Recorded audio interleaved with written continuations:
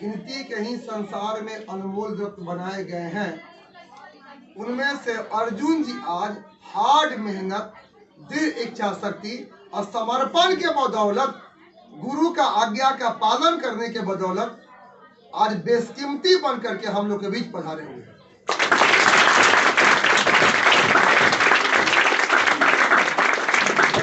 सरका ही देन है। आप लोगों ने पैरा रेजिमेंट का नाम सुना ही होगा।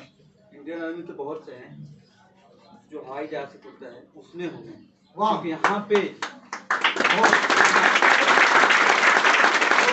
ओवरऑल रिटेन में अच्छा होता है, फिजिकल में अच्छा होता है, तब वहाँ से वो भेजते हैं।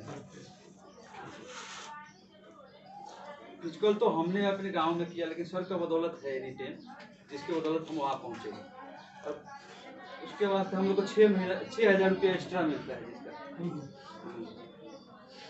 इंडियन आर्मी से 6,000 रुपये एक्स्ट्रा मिलता है हमारा पेमेंट। सब सर का ही देन है। केवल दौड़े रहते तो वो नहीं मिलता हमें। वो 6,000 रुपया हमें अनुभव होता है कि अगर केवल दौड़े रहते नौकरी तो हो जाता, लेकिन जो 6,000 वो मिल रहा है वो नहीं मिलता। वो सर की बदौलत है। बहुत बहुत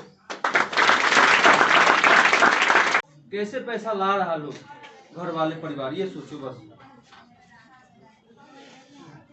बहुत कुछ होता है गांव के नॉर्मल परिवार से रहने वाला वो लोग तो हम जानते ही हैं, लेकिन आप लोग जो सर पढ़ा रहे हैं बस, और कुछ नहीं करना है। जो सर पढ़ा रहे हैं ना उसी को पढ़ लो, बस उतना ही काफी है एग्जाम के लिए। मैं जब गया, क्वेश्चन जब मेरे सामने मिलने लगा तो सर का ही चेहरा याद आ रहा था। उस समय 50 क्वेश्चन था, उसमें 38 क्वेश्चन सही मारा था।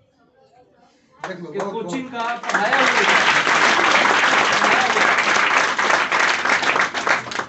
जो सर केवल पढ़ाते हैं वही पढ़ना है।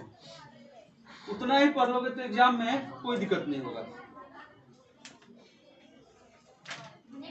चलिए और क्या बोले सर, समझो और सब तो सर बता ही देते हैं, छोड़ते ही नहीं होगा हमारे लिए।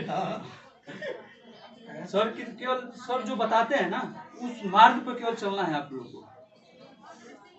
अगर 100% नहीं तो अगर 80% भी अगर फॉलो कर लिया ना आप लोगों ने, तो जॉब आज के डेट में कहीं भी जाओगे रिटर्न निकल ही जाएगा, अगर सर के मार्ग पर चलोगे तब।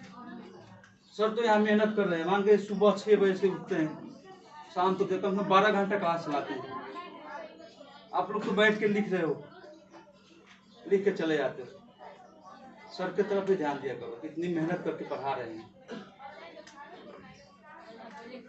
बहुत समय है पढ़ने के लिए।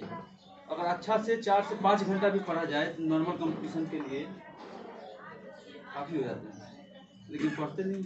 सर पढ़ाते इतनी मेहनत कर रहे हैं। सर की एज में और आप लोग के एज में कम से कम देख लो कितना अंतर है, फिर भी डबल मेहनत कर रहे हैं।